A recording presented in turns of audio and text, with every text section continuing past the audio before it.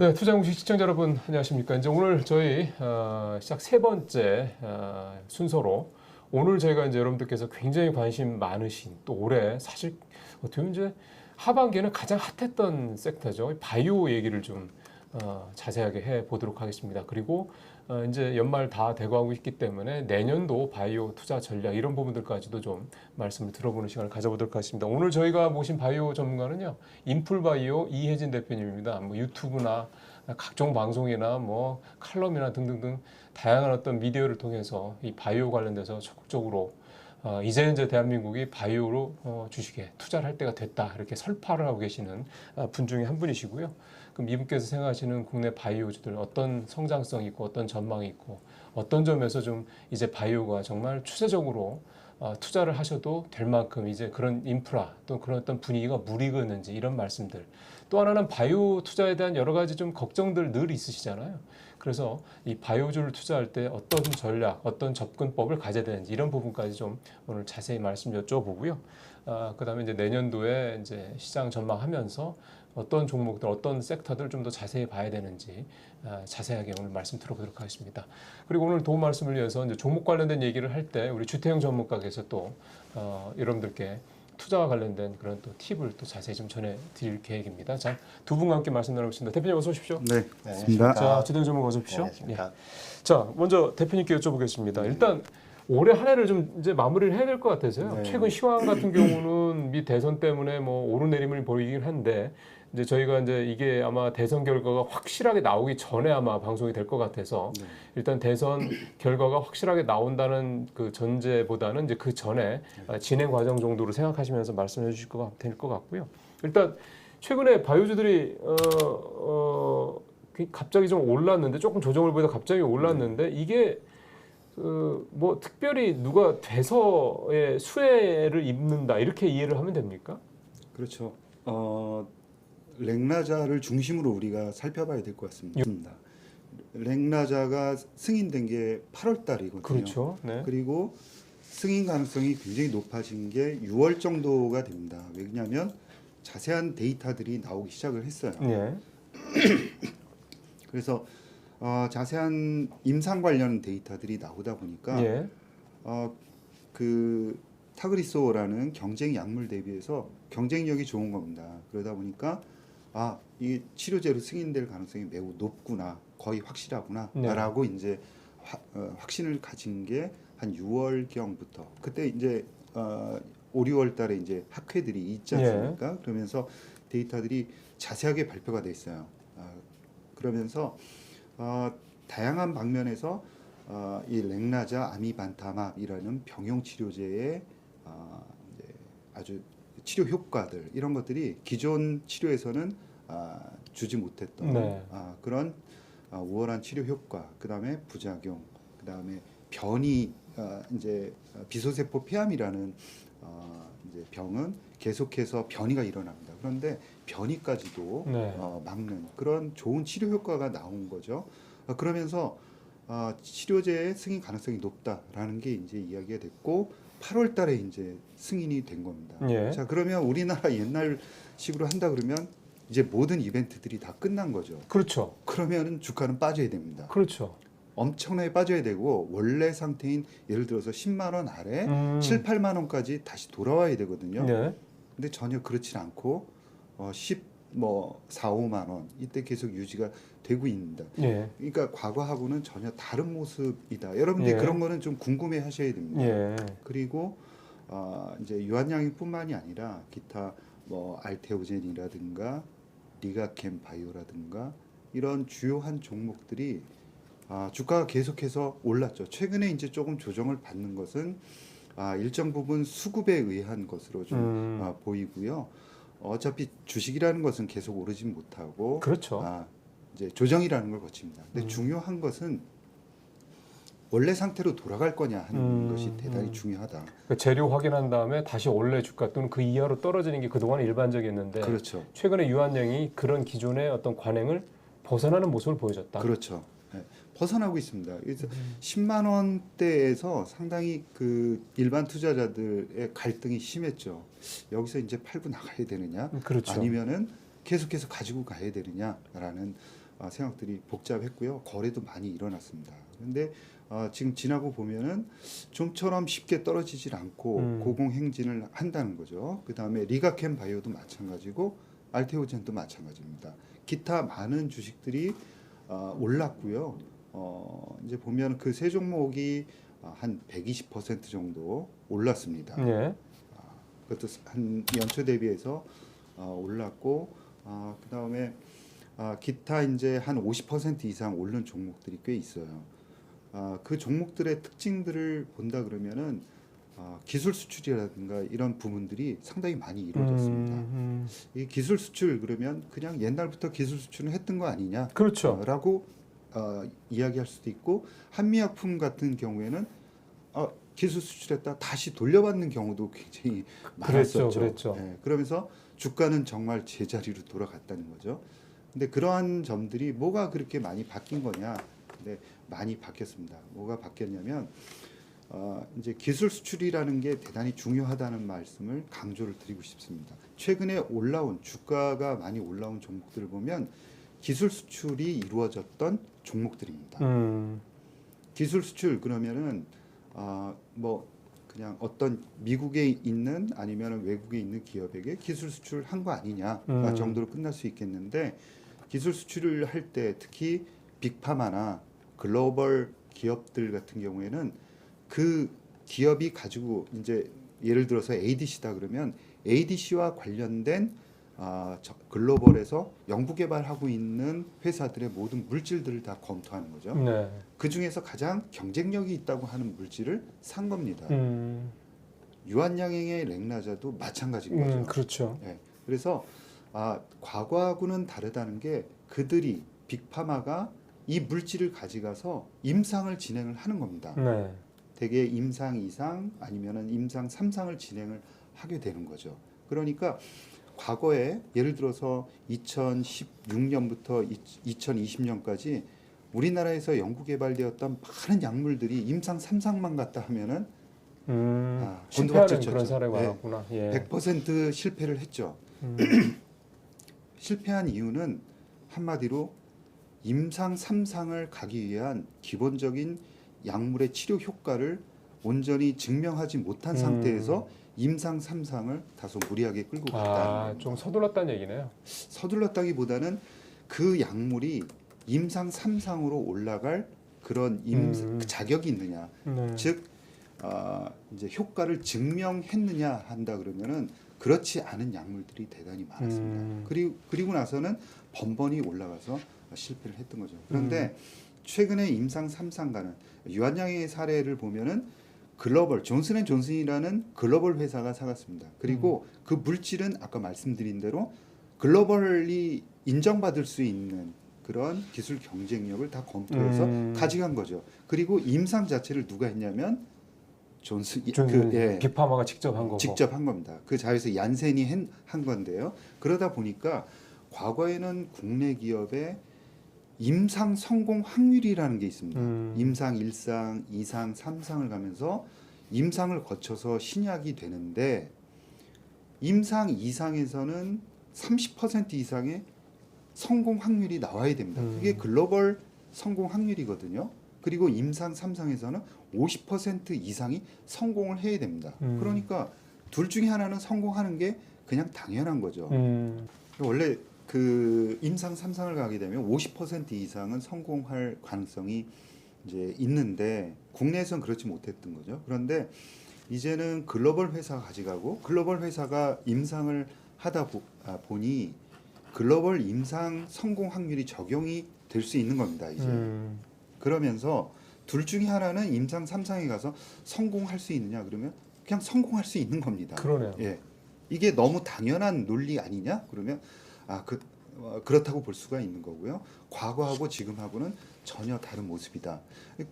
그 국내 회사가 기술 수출한 물질들이 대단히 많습니다. 네. 그 물질들은 아직까지는 뭐 임상 초기 단계에 있는 물질들도 많죠. 그렇지만 그 물질들은 분명히 경쟁력을 다 보고 검토해서 글로벌 기업들이 다 기술 이전에 간 겁니다. 예. 그렇기 때문에 이 물질들이 앞으로 올해, 내년, 내후년 올라오면서 계속해서 후기 임상 쪽으로 갈 수밖에 없습니다. 그리고 그때 발표되는 결과가 글로벌 임상 성공 확률이 적용될 수 있다는 거죠. 그러면서 국내 기업들이 가지고 있는 과거 물질들은 어차피 다 실패하니까 임상 그 PER이라든가 다른 밸류에이션이 전혀 적용될 수 없고 없죠. 임상 3상에 올라온다 하더라도 가치를 부여할 수 없다는 겁니다. 몇 퍼센트의 임상 성공 확률을 도대체 너희한테 부여할 수 있느냐라는 질문을 하는 거죠. 그러다가 금리라든가 다른 그 아주 우려되는 변수가 나오기만 하면 급락을 할 수밖에 없는. 어차피 이거는 성공 확률이 떨어진다는 걸 다 알고 있었던 거죠. 그런데 지금은 다르다는 겁니다. 그래서 이거는 우리 투자자들이 그렇게 생각하건 그렇지 않건 간에 전혀 관계없이 전혀 다른 모습으로 국내 바이오가 바뀌고 있다는 거고요. 또 한 가지는 뭐냐면 과거 국내 바이오 그러면은 CDMO를 의미했습니다. 삼성 바이오로직스, 셀트리온이 그냥 국내 바이오를 의미했던 거죠. 그런데 지금은 다양한 모달리티, 즉 기술들이 나오면서 그 전체 기술들에 대해서 아주 중요한 글로벌리 기술 트렌드를 이끌어가고 있는 그런 중요한 기술들에 대해서 국내 기업들이 내세울 만한 그런 성과들을 지금 보이고 있다는 거예요. 리가캠 바이오도 마찬가지고요. ABL 바이오도 마찬가지입니다. 그리고 알테오젠 같은 경우에도 마찬가지인 거죠. 유한양의 렉나자는 물론 마찬가지입니다. 그렇죠. 그러다 보니 한 개의 예를 들어서 예를 들어서 ADC 한 개 아니면은 CDMO 한 개 이런 바이오는 여러 가지 분야가 있는데 셀 수 없는 분야가 있는데 그 중에 한두 개만 잘한다 그러면 우리나라 바이오가 이제부터 잘할 거다라는 이야기가 성립되지 않습니다. 그런데 다양한 모달리티 ADC라든가 이중 항체라든가 또 약물 전달 기술이라든가 또 이중 융합 단백질 기술이라든가 약물 지속형 기술이라든가 이러한 여러 가지 퇴행성 뇌질환까지 그 BBB를 통과하는 약물 전달체까지도 기술력을 가지고 있는 거죠. 그러다 보니까 광범위한 그것도 최근에 아주 트렌디한 바이오 시장에서 국내 기업들이 내세울 만한 것들이 다 있다는 거죠. 그리고 이들이 만들어낸 파이프라인 즉 이제 신약으로 만드는 그런 물질들에 대해서는 글로벌 임상 성공 확률이 적용될 수 있다는 겁니다. 그리고 올해는 이제 렉나자 이제 신약 승인이 되었는데 내년, 내후년, 내후후년으로 가면서 임상 후기 단계로 올라오는 물질들이 훨씬 더 많아진다는 거예요. 강력한 그런 파이프라인들의 그런 군이 전체적으로 올라오면서 국내 바이오는 과거와는 전혀 다른 모습으로 성장한다. 지금 말씀을 좀 하셨는데 여러 가지 일단 대표님 말씀 좀 정리를 해 보면 올해 국내 바이오 업체들의 여러 가지 포텐셜이 이제 터지는 어떤 그런 모습들이 좀 다양하게 나타나고 있다. 그게 이제 앞에서 이제 모달리티라는 말씀을 하셨는데 이제 이게 일종의 이제 기술인 거죠. 기술입니다. 치료 기술. 이게 좀 뭐 되게 다양한 말씀을 하셨어요. ADC, 이중항체, 뭐 이중융합 단백질, 약물 지속, 뭐 SC 제형 등등등 굉장히 많죠.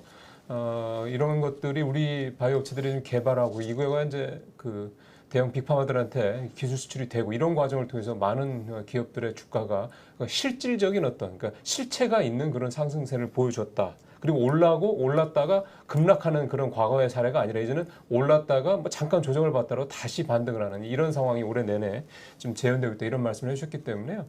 전체적으로 올해가 말씀하셨던 대로 국내 바이오 업체들한테는 일종의 추세적 전환의 원년이다 이렇게 말씀을 하셨습니다. 그래서 대표님 말씀하신 것 중에서 지금 반복해서 말씀했던 회사 중에 하나가 리가캠 바이오거든요. 자, 주태영 전문가님, 리가캠 바이오 한번 올해 그 주가 흐름 한번 잠깐 좀 말씀을 해주시죠. 네네네. 자, 리가캠 바이오 저도 되게 친숙한 종목인데요. 자, 이 종목 같은 경우에 제가 과거에도 한번 매수를 드려서 또 크게 수익이 났는데 여기까지 올라갈 줄은 생각도 못했습니다. 자, 그렇다면 요 리가캠 바이오 너무너무 이쁜 종목인데 제가 한번 그 기술적으로 한번 분석을 한번 해보겠습니다. 자, 과거에 이렇게 삼각수렴 구간이었어요. 그래서 이 삼각수렴 구간 이 최하단 부분에서 제가 매수를 한번 드렸거든요. 이 자리에서. 그래서 위에 올라갈 때 한번 매도를 한번 드렸었는데 이 추세 저항선이었기 때문에 제가 한번 매도를 드렸었는데 이 라인이 그대로 연결된 라인을 언젠가 한번 찍을 거라고 생각했는데 최근에 한번 찍었습니다. 자, 과거 그 저점 라인하고 연결을 해보면요. 이 라인들을 또 찍을 네. 때마다 반등이 나오던 그런 네. 모습도 한번 볼 수가 있고, 이 리가켄바이오가 위에 있는 이 파란색 저항선을 한번 뚫고 나서 한번 반등의 여지를 또 한번 보여줬었거든요.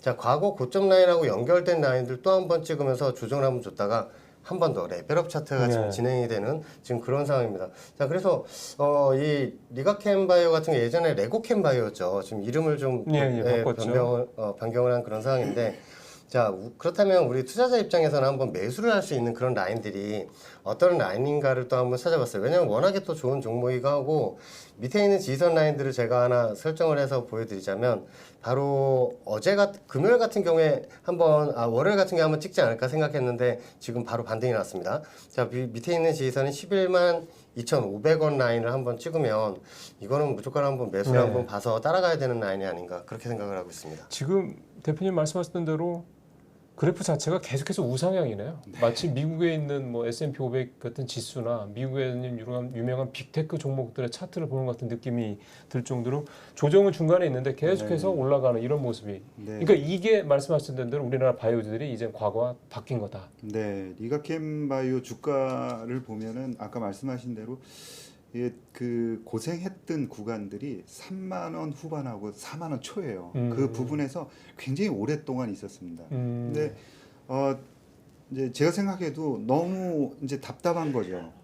좋은 일들이 굉장히 많은데도 불구하고 그 가격대에 있고 전혀 오르지 못한 거죠. 그러니까 제가 생각해도 너무 답답하고 그랬던 구간이 어느 순간에 이제 뚫기 시작합니다. 근데 좀 답답한 거는 이 종목들을 오래전부터 사랑했던 사람들은 사실 많이 뭐라 그럴까요? 이익을 취하기 굉장히 어려운 거죠. 너무 많은 고생을 해서 어느 정도 올랐을 때 팔았을 가능성이 맞습니다. 너무 높은 거예요. 저도 펀드 매니저를 평생 동안 했지만 사랑했던 종목일수록 제대로 먹은 적이 별로 없는 것 같아요. 왜 그러냐면 먼저 발굴을 하고 오랫동안 고생을 했기 때문에 일정 부분 올라오면은 정말 지긋지긋한 겁니다.